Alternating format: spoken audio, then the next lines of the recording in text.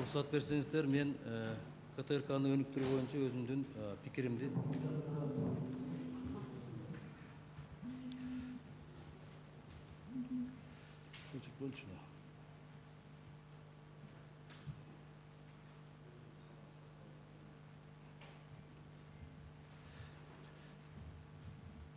Кыргыз Республикасынын коомдук телерадио бир корпорациясы улуттук идеологиянын, мамлекеттик саясатты, ошондой эле маданиятты жалпы кыргыз элине жеткирүүчү өлкөдөгү эң ири медиа борбор болуп саналат. Баарыңыздарга белги болгондой, бул мамлекет тарабынан каржыланган бул коомдук каналга жылына мамлекет тарабынан 480 миллион сомго жакын акча каражаттары бөлүнөт. Мындан тышкары 300 миллион сомдон ашыгыраак акча каражаттары КТРКнын өзүнүн эсебинен табылат. Мындайча айтканда, дээрлик 1 миллиард сомго жакын мамлекеттик идеологияга же мамлекеттик саясатты же ушундай улуттук баалуулуктарыбызды жалпы элге жайылтуучу ири каналга ушундай каражаттар бөлүнөт, кечиресиздер.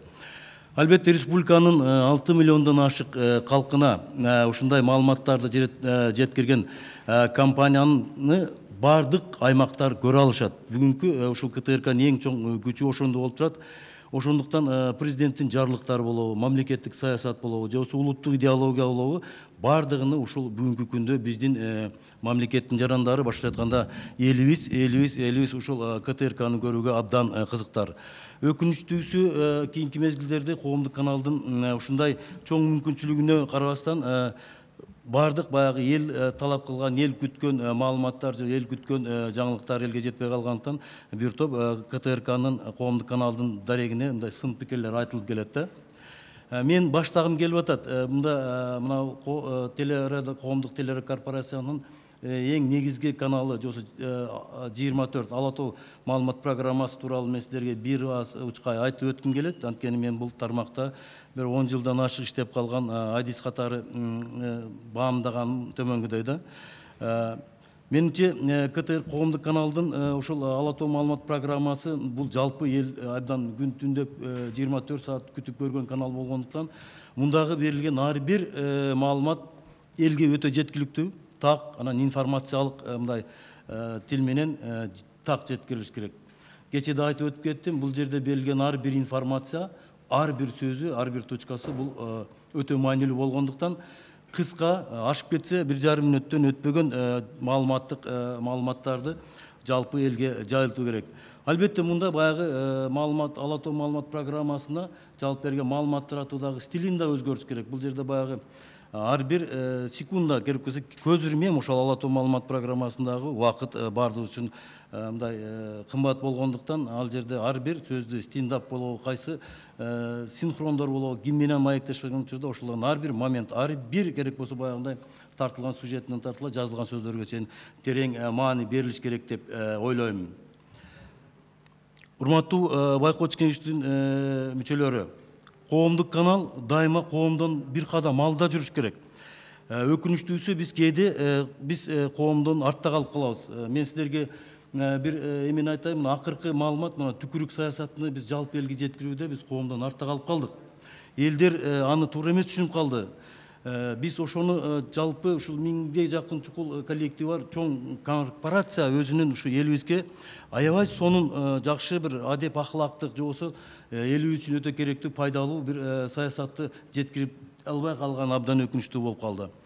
Мисалы, ошондо баягы ысык көлдүк бир жигит түкүрүп же болбосо көлгөзүнүн боюн таштап коюлгон маалыматты биз кайра-кайра көрсөтүп койдук. Ал баягы биздин коомдук канал жеткирчү саясаттан дагы ошол бир жарандын ошондой түкүрүп койгон же болбосо көлгөзүн секирип таштаганына эл тескерисинче көбүрөөк буруп калды да. Бул жерде биздин коомдук канал ушундай бир саясаттардан артта калып калды. Биз ошону ынандыра алган жокпуз да элге.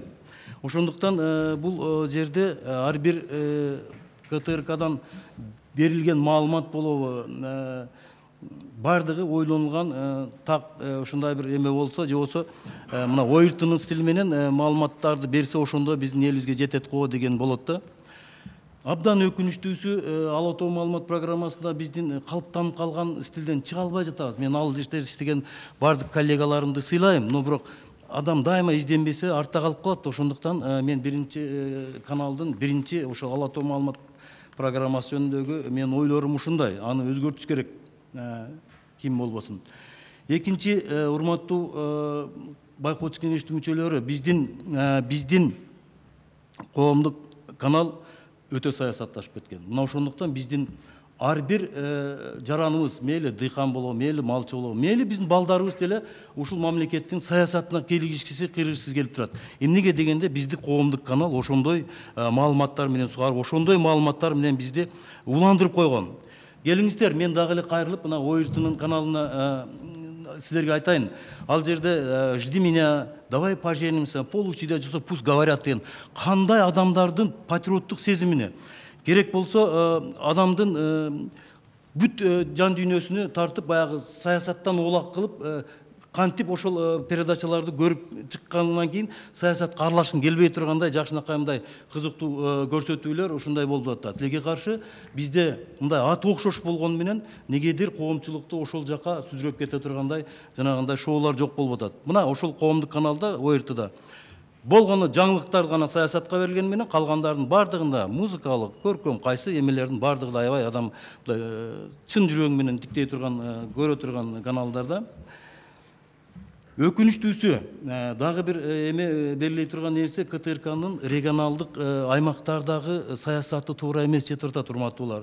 Сиздер абдан жакшы билесиздер, мен 16 жыл Баткен областында иштеген сопкар катары айтып жатканын себеби өтө стратегиялык, эки өлкө менен чектешкен, азырда маалыматтык коопсуздук курч, бир эле мезгилде ошо тажиктердин, өзбектөрдүн телевидениеси күндөп түндөп биздикинен экесе сонун көрсөткөн сериалдарды көрсөтүп атканда биз уттуруп коюп атабыз да. Ошол эле мезгилде биздин аймак жөнүндө, Баткен областы жөнүндө маалыматтар өтө аз. Хотя ал жакта аябай мындай жаңылыктар да көп, анан башка бир мамлекеттин көңүлүн өзүнө бура турган аймак иштер да көп.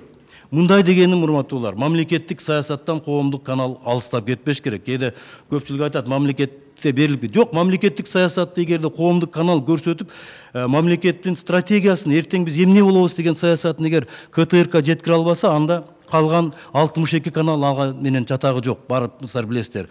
Бүгүнкү күндө өлкөбүздө 60тан ашык телеканал болуп тургандан кийин коомдук канал бул дайыма биринчи позицияда туруш керек. Өкүнүчтүүсү бүгүн ал биринчи позицияда эмес, мындай бир 5-6 позицияга түшүп кеткенди моюнга алып коюшубуз керек. Дагы мына мен эмнеге Баткенге кайрылып атканымдын себеби, коомдук каналга келген ким болбосун, же болбосо Ала тоо маалымат программасына саясатты жайылтып аткан продюсер бүгүнкү мамлекеттик саясат стратегиясы менен тааныш болуш керек.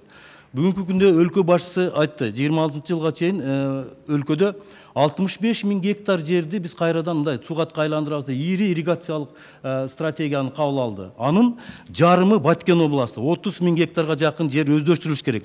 Ошол эле жерде Баткен, Ош, Исфана деген жол курулду. Бүгүнкү күндө аябай жакшынакай өзгөрүү болот. Өкүнүчтүүсү, биз аны элге ынандырып жеткире албай жатабыз. Мына ошондуктан айрым жерлерде пикет, айрым жерлерде капачылык, айрым жерлерде нараазычылык. Эмнеге дегенде биз мамлекеттик саясатты жөнөкөй карапайым элге так жеткире албай жатканыбыз өкүнүчтүү болуп атат. Эми мен башка каналдар, башка телеканалдар, музыка же спорт же болбосо маданият жөнүндө айткым келет, урматтуулар. Мейли, давайте келиңиздер анда маданиятты алып көрөлү. Эртеден кечке мен татынакай музыканы угам. Ал жерде бардык биздин кыргыздын жылдыздар ырдап атат. Жакшы угалы. Бирок кыргыздын жылдыздарын ушундай эмеге жеткирген биздин элдик ырларды, анын тарыхы, атай, кандай сонун музыканын токтогул, кандай сонун ошолордун тарыхы жөнүндө эч нерсе берилбейт. Элдин арасында эң сонун мындай мыкты таланттар турат. Алардын турмушу жөнүндө эч нерсе чагылдырылбайт. Ошол эле ууздар, ошол эле чеберлер жөнүндө эч бир сөз айтылбаганы өкүнүчтүүсү да.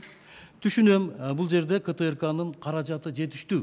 Демек, раз каражат жетишпегенден кийин 6 каналды ачып алып борбордон чыкпай отурган, бул кайрадан эле тескерисинче биздин коомдук каналда коомго болгондой, коом менен ортосунда ажырымды пайда кылат да, кайра тескерисинче мындай жакшы эмес көрүп калат. Урматтуулар, коомдук канал мамлекеттик коопсуздуктун алдын алыш керек дайыма. Мындай дегеним, мына бүгүнкү күндө Баткен областында эмес, башка региондордо дагы улуттук каналды көрбөгөн айылдар бар. Ал жерде алардын мындай чек арада турган аймактардын улуту башка болгону менен мындай денеси бизде турганы менен акыл эси тиги Өзбекстандын, Тажикстандын каналдарын көрүп, бүт дүйнөсү ошол жака сиңип кеткен да. Мен бул ошол жердин мындай маалыматын билген катары, киши катары айтайын. Бул бир эле Баткен областында эмес, чек аралуу такташ айрым жерлерде ушундай көз караштар. Ошолордун бардыгыны коомдук канал бул техникалык кызмат дегенге карабастан мына ушулардын бардыгына көңүл бөлүш керек. КТРК оппозиция менен позициянын пикирини бирдей бериш керек. Андан коркпош керек, кече айтканда. Тескерисинче алардын бардыгын берип, оң жагын оңдой, тескерисин тескедей кылып койсо, ошондо биздин аймакта мындай бир капачылык, нараачылыктар азыраак болобу деген ойдомун. Алардан коркпош керек. Керек болсо ошондой күчтүү оппоненттерди, күчтүү журналисттерди, күчтүү кадрларды алып барып чыгарса, бардыгы бирдей площадка түзүп берсе, ошондой жакшы болот элек да. КТРК сөзсүз дүйнөлүк телеканалдардын тажрыйбасына таяныш керек, урматтуулар. Ал жерде мейли аналитикалык, мейли шоу, мейли кандай саясаттар болобу, ошондой деңгээлдеги кадрларга жооп бериш керек. Тилге каршы бүгүнкү күндө биздин 1000ге жакын кадрлардын арасында ошондой аренадан, ошондой өзүн сурулуп чыккан кадрлардын жоктугу бир аз өкүнүчтүү болуп жатат. Биздин жерибиз абдан кооз, бейиштин төрүндөй болгон кооз жерибиз жөнүндө бир дагы мындай бир географиялык мындай ошол жердин тарыхын, ошол жердин кооз жерлерин көрсөтө турган биздин передача жоктугун өкүнүчтүү. Мына ошондуктан биздин алыскы аймактар жөнүндөгү аябай уникалдуу тарых эстеликтер же уникалдуу кооз жерлер жөнүндө биздин ушул мамлекетибиздин жарандары түндүктү түштүк, түштүктү түндүк билбей жатканы дагы өкүнүчтүү. Урматтуу байкоочу кеңештин мүчөлөрү, мен акырында мындай деген бир нерсени айткым келет. Баткен областы, мен дагы айтайын, бул өзгөчө стратегиялык аймак. Мен бир аз таарынычым бар, ал таарыныч ал кандай болбосун, эми ал өтүп кетти. Баткен областында аймактык кабарчыны сөзсүз коюш керек. Мейли мен иштебейин, башка адам иштеш керек. Илим Майрамбекович Оштуктар тейлейт дейт. Ош Баткен областынан 300 километр. Плюс ошол эле жерде аябай событиясы көп жерге билими мындай жок эле мындай эле кишилерди коюп койду. Ал жерде иштеген кабарчы же болбосо аябай билимдүү, же болбосо баягындай специалист мындай болуп калса жакшы болот эле. Бул жагын мен ойлойм, мындан кийин сиздер сөзсүз эске алып, мындай бир ордуна коет болсуңуздар керек. Өкүнүчтүүсү, бул жерде баягындай КТРКнын башкы директору адилет болуш керек. Ар дайымачы адамдын тагдыры менен ал кантип иштеди, каерде иштеди, кандай иштейт деген фактыларга көбүрөөк көңүл бөлүш керек. Ал кишиге жакпай калса, эжин таап туруп бияка жылдырып койгон нерсе болбойт да. Мен бул боюнча сиздерге азыркы кайрылганым жок. Мен просто кайрадан эле мында көкүрөктө кадалып калгандыктан мен ошол нерсени айтып коюуга аргасыз болуп жатам. Ошентип, урматтуу байкоочу кеңештин мүчөлөрү, мына сиздердин алдыңыздарда эртең Кыргызстандын керек болсо эң чоң мындай келечегине определять эте турган саясатыны, улуттук идеологиясын, маданиятын ушул коомубузга жетире турган жакшы бир кадрды тандоо алдында турасыздар. Мен баарыңыздарды билем, баарыңыздардын Кыргызстанда ордуңуздар бар, жаш өсүп келаткан, мынданга чейинкилердин баарын көргөнсүздөр. Мен ойлойм, сөзсүз адилеттүүлүк болот, бир жакшы жыйынтыкка келет деп ишенем. Рахмат баарыңыздарга. Менин убактым бүтпөсө, мен дагы сүйлөгөнгө даярмын.